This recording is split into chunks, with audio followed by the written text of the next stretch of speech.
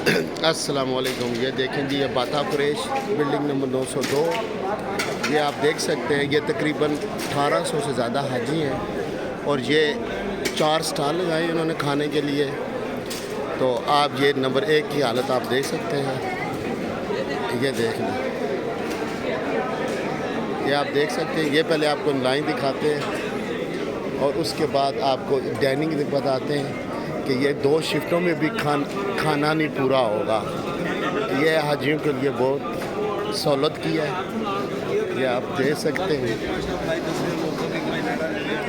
ये ऊपर जासी ये यहाँ तक जी एक स्टॉल है और उसके बाद ये दूसरा है। ये दूसरा जो है लिफ्टों की उस तरफ चला जा रहा है। अब यहाँ आप देख सकते हैं, ये इन्होंने डाइनिंग बनाया है। ये तकरीबन 1000 बंदों के लिए भी नाकाफ़ी है। और ये आपसे देख सकते हैं, हमें 1600 बंदे का बताया गया है, लेकिन यहाँ हमें रात को पता चला ये 1800 ज़्यादा हो गया।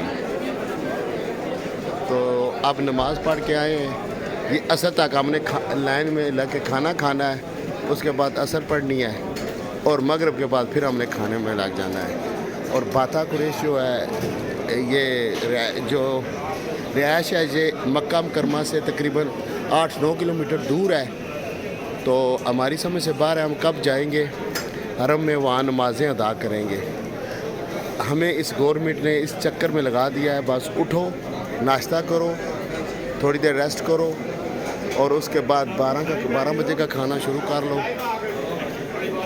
और उसके बाद 1-2 नमाज़ें पढ़ के रात का खाना खाओ। आपने हरम में जाना ही नहीं है। तो ये देख सकते हैं कि वहाँ एंड तक फुल है, डाइनिंग हॉल बिल्कुल फुल है। अब ये जो बंदे ये कहाँ बैठ के खाना खाएंगे? कुछ कमरों में, कुछ कमरे, कुछ ये है।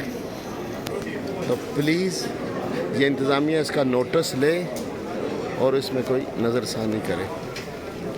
शुक्रिया, जज़ाकल्लाह।